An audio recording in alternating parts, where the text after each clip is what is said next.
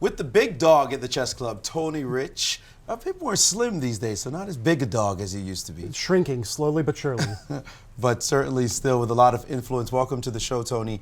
The Grand Chess Tour has been spectacular so far. Norway chess was incredible. This first 4 rounds of the Sinquefield Cup, plus this 5th round, has been very exciting.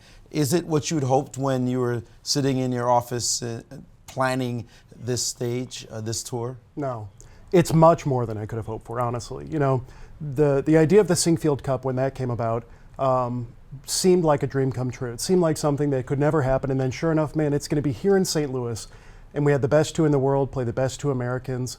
Then the next year we grew to 6, and now this year we thought, well, how are we going to continue to make this event an impactful and one of the biggest events on the chess calendar each year?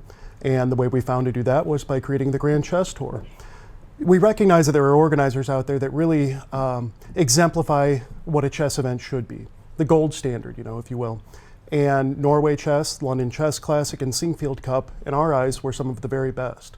So, you know, being able to travel to Norway earlier this year, heading to London later this year, and watch these players as they battle it out, it's really less of a sprint now, and it's more of a marathon. They're competing over the entire year against each other, face-to-face, head-to-head, heads up, ultimately to win the coveted Grand Chess Tour prize.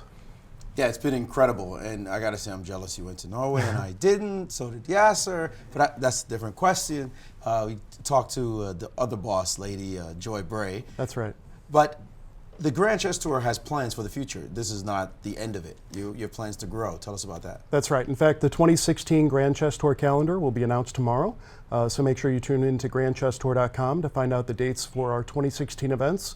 I can tell you that Norway Chess, the London Chess Classic, and the Sinquefield Cup will be on the calendars, and keep your eyes peeled, there may be more. Can you give us a little hint as to what those more might be? Absolutely. Like I said, we always look for the very best chess events around the world, so whenever you think of the big tournaments, the international top-level competitions, some of those names might pop up. You still haven't said any names. Sure haven't. That's my political answer for you. Political answer, yeah, you should be running for office.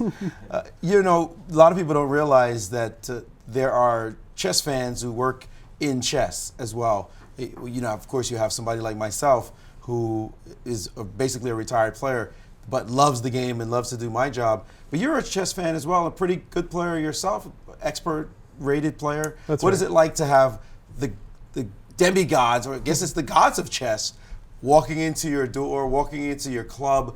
I remember when you first introduced me to this club, you toured it. It was not a club. It was just nothing inside. It was rubble, in fact. Mm-hmm. And you had a vision for what this might become, and now years later you're rubbing shoulders with the world's best players. It's funny, as kind of a teaser leading into the Sinquefield Cup this year, I wrote an article where I talked about the first time I met a Grandmaster, and it was Grandmaster Sergei Kudrin. We brought him to St. Louis. He came to the We Are Just Pawns chess club that met at a Barnes & Noble, and that was a dream come true for me. It was the first time I had met a Grandmaster, shook his hand, played a simul against him, and it was everything I could have hoped for, right? And so I was hooked. I remember spending time sitting in the fraternity in college and watching the World Championship match between Kramnik and Kasparov that you so ably did commentary for with Yasser.